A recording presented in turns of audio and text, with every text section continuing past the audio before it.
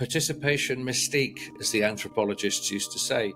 Yes, that this is a relational universe, something that a Lakota Sioux medicine man and an Irish bard would have in common is they would believe that the words you spoke had such vitality attached to them, you could change consciousness around you. In the beginning was the word, it's a powerful thing. And when you are sort of no longer in contact with the velocity of language in that way, the world becomes a more darkened globe. C.S. Lewis used to write about how in the medieval era, if you looked up into the sky, you would see your inner life reflected in the life of the stars. So things were continually being mirrored and threaded back to you. This was a connected and related universe. I think one of the problems that, again, from a distance, Christianity can seem to create is this notion, of the rapture, of there's this place beyond this world. Well, that's fine and dandy, but most of us have had, superficially at least, we don't seem to have had much contact with it, but we have had contact with herons and cormorants and deserts and ice flows. That's the stuff we love. For me, when people talk about heaven, to be honest, it's a knock at the door and all my best friends arriving and the fire is lit and the wine is uncorked and somebody's bought something to eat. And for my little heart, that's as great as I can possibly imagine.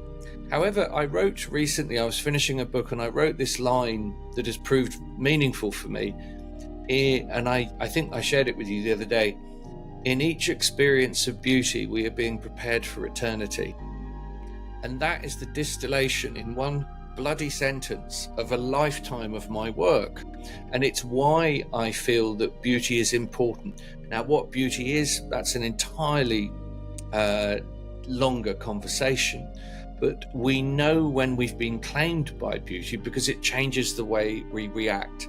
As I've said before, reverie, in my opinion, should lead to participation, not to lethargy. But when I was a kid, and probably rather off-put by the Christian message, it seemed that the things of this world, the really beautiful things, in other words, God's delight in what he created seemed muted in comparison because of the fall with this wonderful thing that was coming. But this wonderful thing that was coming, this life after death, that remains conceptual for most of us. It is an idea. It's an idea. But when you start to regard encounters of profundity and beauty during our lived experience as foreshadowings of that, then something starts to dwell and to grow in me, and I move out of what you've just highlighted, which is really in the last 150 years, the sort of the dark side of individuation that's been growing up in the West.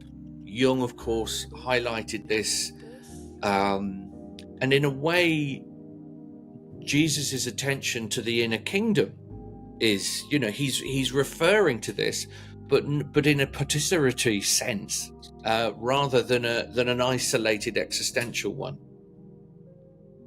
Yeah, I completely agree with that. And you have to give yourself permission, in a way, to go, wow, my encounter with God happened in a conversation at the greengrocer's. It happened, you can't see this, but 2 foot away is my very, very ancient cat, Harry.